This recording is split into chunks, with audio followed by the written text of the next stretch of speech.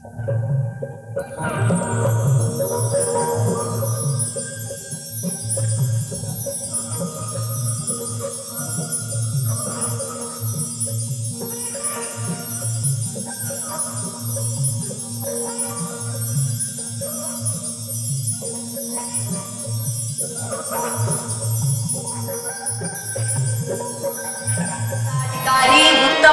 महाराज, ज्याला या नरदेहात येऊन ज्याला या परमार्थाची गोडी लागली महाराज, ज्याला हे संसार तुफाची आठवण होत राहत, त्याला मला नेहमी सत्संग आहे की कारण माझा उद्धार कधी व्हावा, माझा उद्धार कधी व्हावा.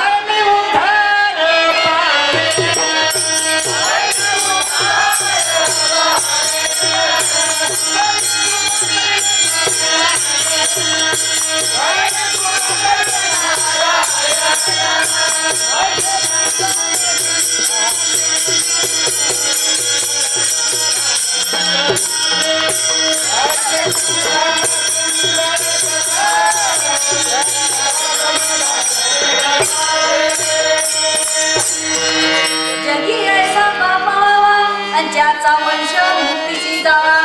आणि महाराज त्या श्रीपाद स्वामींनी त्यांना सांगितलं की विठ्ठलपंत माझ्या स्वप्नामध्ये काशी विश्वेश्वर आले आणि तुझी सेवा ही पूर्णत्वाला केली. तू घरी जा बाबा आणि तुझी पत्नी जी रुक्मिणी आहे तिच्याशी संसार कर. त्यावेळेस मला रुक्मिणीची तिकडे तपश्चर्या चालू होती की कारण पतिव्रता मैली भली गले में कांच की पोत सब सखिया में दीपे जैसी रवि शशि की ज्योत. एक चित्त होय नाही, एक चित्त होय नाही पतिव्रत न आवे आणि चंचल मनात 34 फिरे पिये कैसे पावे. महाराज ते पतिव्रताला आरूढ होती आणि तिच्या पतिव्रतामुळे महाराज श्रीपाद स्वामी ते रुक्मिणीकडे गेले आणि रुक्मिणी महाराज पिंपळाच्या झाडाची पूजा करत होती आणि तिथं ते भेटले आणि रुक्मिणीने नमस्कार केला साधू म्हणून. नमस्कार केल्यानंतर ते मला सौभाग्यवती भव, अष्टपुत्रवती भव. आणि रुक्मिणी हसली की महाराज तुम्ही कसा काय आशीर्वाद देता हो, माझे पती तर किती दिवसाचे गेले आणि तुम्ही मला आशीर्वाद कसा काय देता. त्यावेळेस महाराज सांगतात तुझ्या पतीचं नाव काय. त्यावेळेस विचारपूस करतात महाराज. त्यावेळेस रुक्मिणी सांगते माझ्या पतीचं नाव विठ्ठलपंत आणि ते यात्रेला निघून गेले, अजून परत आले नाही. त्यावेळेस श्रीपाद स्वामी सांगतात तुझ्या वडिलांकडे मला घेऊन जा. त्यावेळेस वडिलांकडे घेऊन गेला रुक्मिणी आणि त्यांची चर्चा झाली की तुमचे जावाई आमच्या आश्रमात आहे. आणि नंतर त्यांनी त्या सासऱ्यांना सोबत घेऊन विठ्ठलपंतांना घरी आणून दिलं आणि त्यांनी संसार केला महाराज. आणि संसार करताना किती दुःख भोगलं हे काही सांगायचं कारणच नाही महाराज. आणि त्यांच्या पोटी निवृत्तीनाथ, सोपान, मुक्ताबाई, ज्ञानदेव असे 4 अपत्य आले. परंतु महाराज जगाने किती त्रास दिला महाराज आणि तो सोसला. त्यालाच म्हणतात महाराज संत जे जगाचा आघात सोसतात.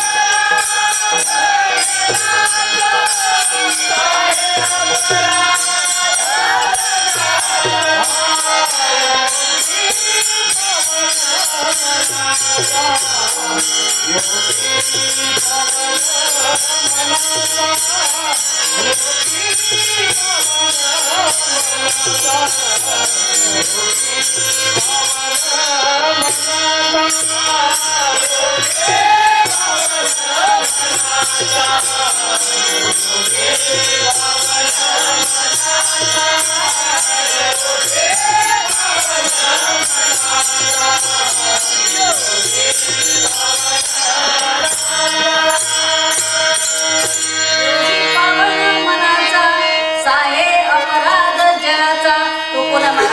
योगी.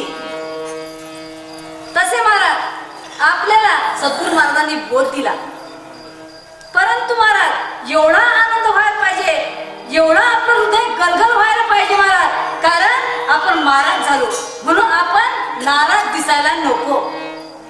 कारण त्यांनी महाराज आपल्याला या प्रपंचातून हे काढलं महाराज त्यांनी, आणि प्रपंच काय झाला आपला ओस झाला.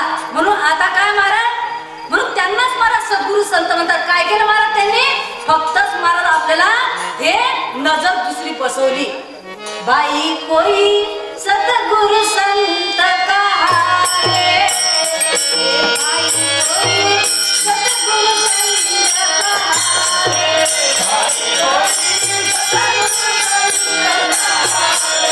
बाई कोई सतगुरु संत कहावे,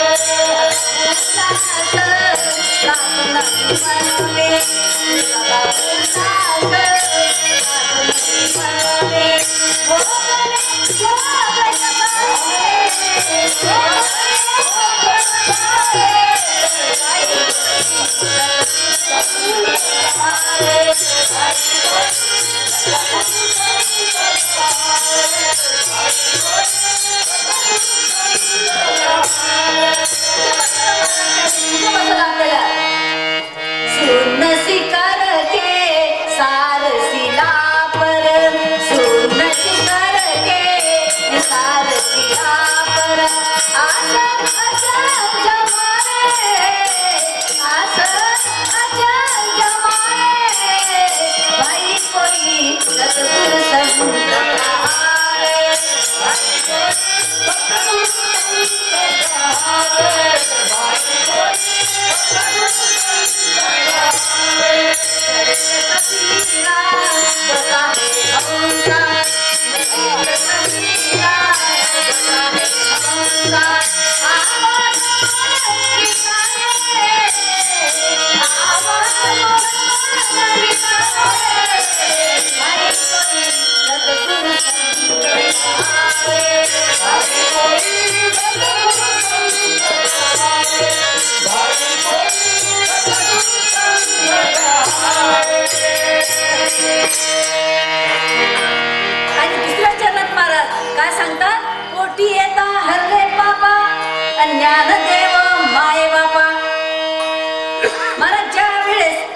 आईच्या गर्भातून जन्माला आलो त्यावेळेस त्याला काय म्हणतात, बुंदपुत्र म्हणतात.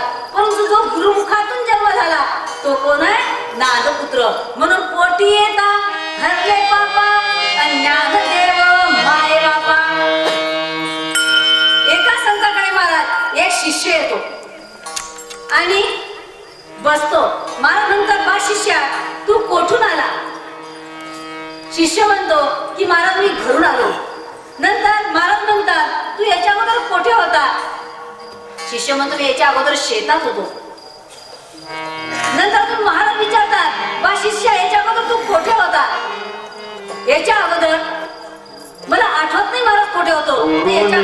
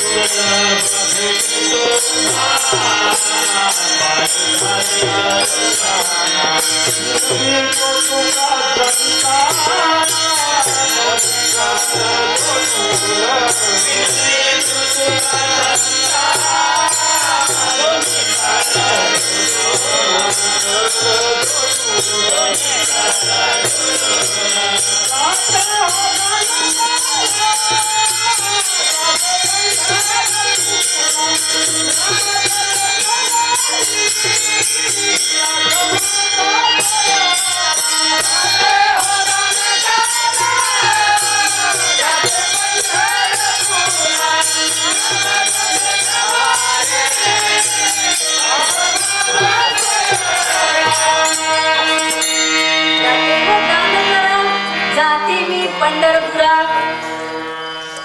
पोटी येता हरले बापा ज्ञानदेव माये बापा. बा शिष्य तू याच्या अगोदर कोठे होता? शिष्य सांगतो महाराज मी शेतात होतो. नंतर विचारता बा शिष्य त्याच्या अगोदर तू कोठे होता? त्यावेळेस शिष्य सांगतो महाराज मला आता आठवत नाही. महाराज म्हणतात तुला आठवत नाही तर मी सांगतो याच्या अगोदर तू कोठे होता? तर याच्या अगोदर तू आईच्या गर्भात होता. नंतर याच्या अगोदर कोठे होता? तर वडिलांच्या विर्यात होता. नंतर याच्या अगोदर कोठे होता? तर याच्या अगोदर तू अन्नात होता. नंतर याच्या अगोदर कोठे होता? तर जमिनीत होता. नंतर याच्या अगोदर कोठे होता? तर पाण्यात होता. याच्या अगोदर कोठे होता? तर आकाशात होता. याची रे तुझी गोविंद रे. महाराज ज्ञानेश्वर महाराज म्हणतात की हा अनुभव मी कसा सांगू, कसा बोलू? हा अनुभव मला सांगता येत नाही. म्हणून ज्ञानेश्वर महाराज काय म्हणतात चित्री सूर्यबिंब काढता येईल चांग. चित्री सूर्यबिंब काढता येईल चांग. प्रकाशाचे अंग काढता नये. प्रकाशाचे अंग काढता नये.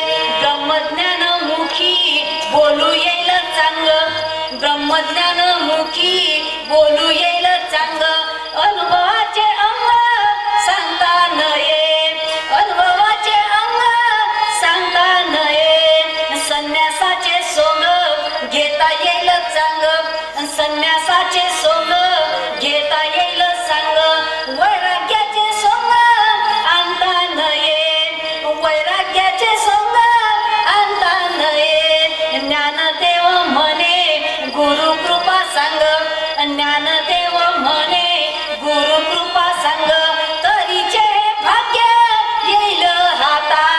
तरीचे भाग्य येईल हाता. विठ्ठल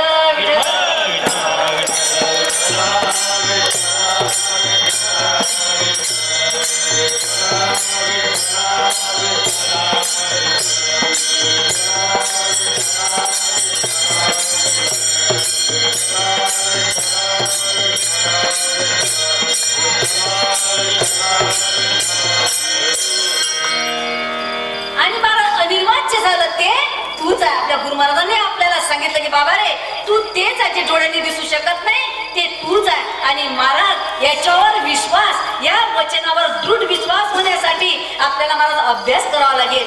अभ्यास नाही तर सत्संग. महाराज सत्संग नाही तर महाराज वर्षातून 2 वेळा इथे आलोच पाहिजे महाराज. कारण आपले जे गुरुबंधू आहे ते काय काय महाराज कला करून दाखवतात. कोणी भजन सुंदर म्हणते, कोणी भारुड सुंदर म्हणते, कोणी प्रवचन सुंदर म्हणते. कारण महाराज आपल्याला त्या अच्युत पदावर पोहोचायचं आहे.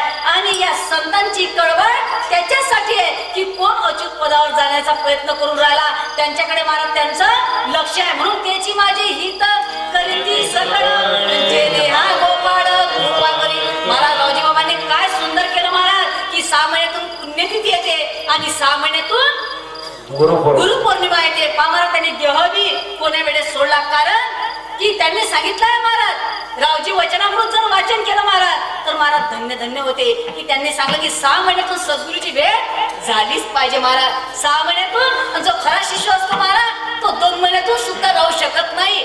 आणि तो फोनचं बिलही सुद्धा पाहू शकत नाही की गुरु महाराजांनी मला फोन नाही केला. हो महाराज अशी कृपा होते, अशी कृपा होते की शिष्य फोन नाही लावतो गुरु महाराजचाच फोन शिष्याला येते. काय सांगा महाराज ते प्रेम प्रेम काही शब्दानं वर्णन करता नाही येत. पण सुख देई प्रेम सुख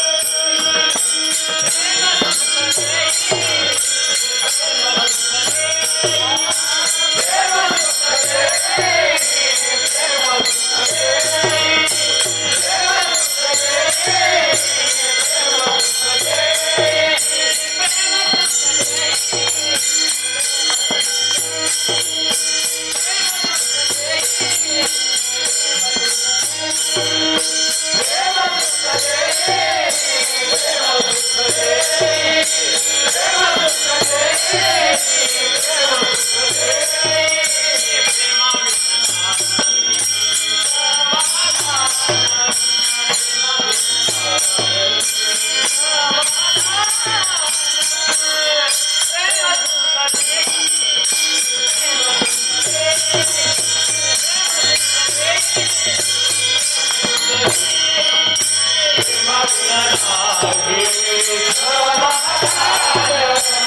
प्रेम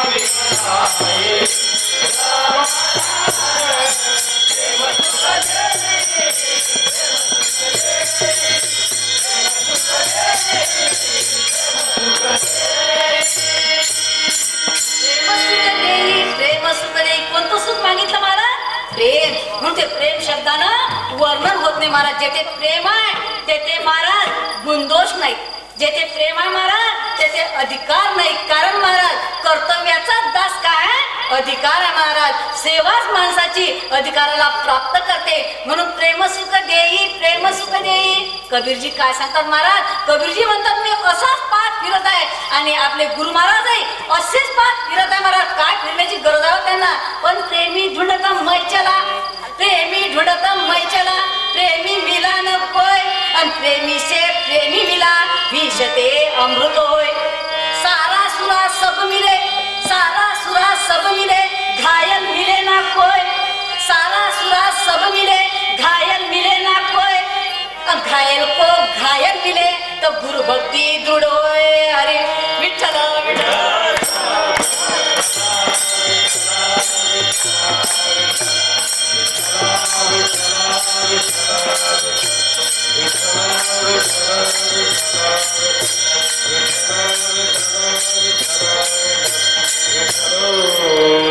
महाराज एखाद्या नातेवाईकाकडे आपल्याला लग्नाचं जायचं आहे, परंतु प्रेम नाही महाराज. आणि ते भेटले का लग्नाला आले नाही. काय सांगतो महाराज आपण की महाराज पत्रिकाच उशिरा आली. महाराज त्या दिवशी तुम्ही भेटले तर तुम्ही असं सांगा नाही माझ्या घरी लग्न आहे. महाराज प्रेम नसते तसं महाराज आपल्या सद्गुरु महाराजांवर ज्यांचं प्रेम नाही का गुरु महाराजांनी तुम्ही आम्हाला सांगलंच नाही, तुमच्या घरी आले आम्हाला बोलावलंच नाही. महाराज कोणाची गरज आहे हो? आपली गरज आहे. परंतु महाराज आपण त्यांची गरज समजतो. त्यांना काय गरज हो महाराज आपल्याला बोलायची? परंतु महाराज आपल्याला त्या अचूक पदावर पोहोचायचं आहे. म्हणून गुरु महाराजांनी मला फोनच लावला नाही. गुरु महाराज माझ्या घरी येतच नाही. अरे गुरु महाराज काय येते नाही? तू असा प्रेम कर, असा प्रेम कर. बोलायचं काम नाही. गुरु महाराज हजर. विठ्ठल विठ्ठल.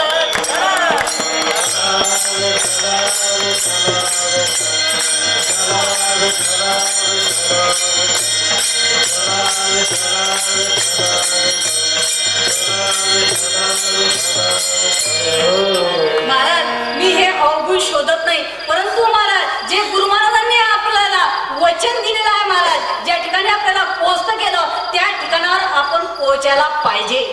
कारण महाराज इथून महाराज रावेर किती किलोमीटर आहे? रावेर 15 किलोमीटर आहे महाराज. आणि त्या खुनीचे दगड असतात महाराज, त्याच्या असते 2 किलोमीटर, 3 किलोमीटर, 5 किलोमीटर. महाराज आपण जर बस माझं प्रेम आहे गुरु महाराजवर आहे. मी गुरु महाराजच्या फोटोला फुल वाहिल्याशिवाय राहत नाही. मी रोज दर्शन घेतो, मला नेहमी स्मरण होते. पण का हो गुरु महाराज आले तर धावून येत नाही. गुरु महाराजची पुण्यतिथी येत नाही. गुरुमत पौर्णिमा होते येत नाही. महाराज चालणार का हो? जर त्या खुनीच्या दगडाने जर समजलं.